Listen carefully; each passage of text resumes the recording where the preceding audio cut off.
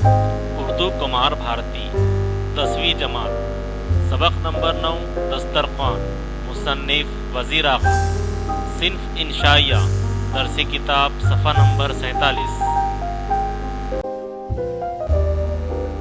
انشائیے کا تعارف انشائیہ وہ تحریر ہے جس میں کسی اہم یا غیر اہم واقع کسی خیال کسی جذبے یا محض کسی لمحاتی کیفیت کو پرلطف انداز میں پیش کر دیا گیا ہو۔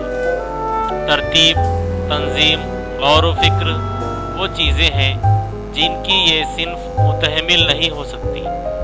ہلکا پھلکا خیال اور شگفتہ و ظرافت آمیز اظہار ہی اسے زیب دیتا ہے۔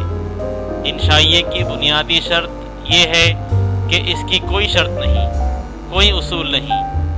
جو کچھ کہو اس طرح کہو کہ پڑھ کر جی خوش ہو جائے اور پڑھنے والے کے ذہن میں گدگدی سی ہونے لگے۔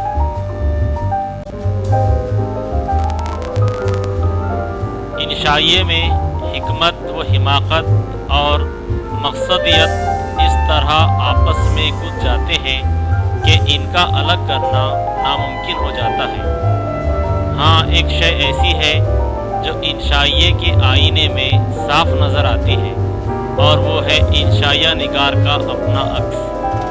یہ ایک ایسی شخصی تحریر ہے جس میں مصنف کی شخصیت پوری طرح جلوگر ہوتی ہے۔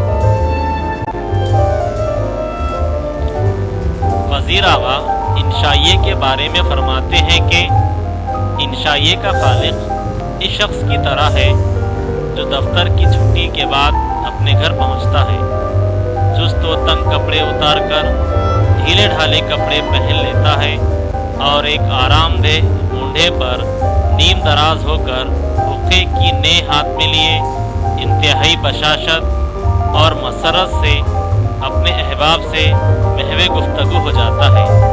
تو آئیے وزیر آغا کے لکھے انشائیہ دسترخوان کا مطالعہ کرتے ہیں۔